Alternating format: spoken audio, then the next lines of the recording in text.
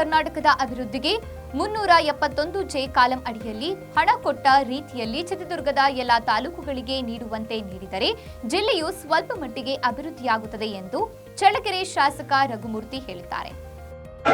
ಇನ್ನು 3 ತಾಲೂಕಿಗೆ ಬೇರೆ ರೀತಿಯಿಂದ ಒದಗಿಸ್ಲಿ ಅಂತ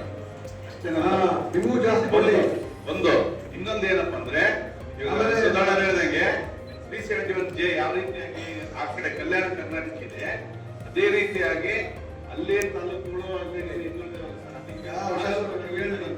ಅದಕ್ಕೆ ಅದನ್ನ ಸ್ವಲ್ಪ ನೀವು ಸ್ಟ್ರಾಂಗ್ ಆಗಿ ರೆಕಮೆಂಡ್ ಮಾಡಿ ಆ ತರ ಅದಕ್ಕೆ ಒಂದು ಇದಿದೆ ಆ ವ್ಯವಸ್ಥೆನಲ್ಲಿ ಬೇಕು.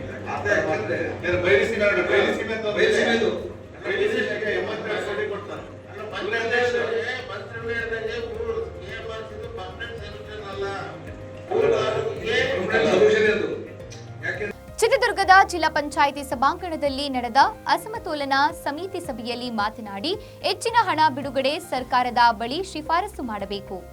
ಇದರಿಂದಲಾದರೂ ಹಣ ಬಂದರೆ ಜಿಲ್ಲೆ ಅಭಿವೃದ್ಧಿ ಕಾಣುತ್ತದೆ ಎಂದಿದ್ದಾರೆ.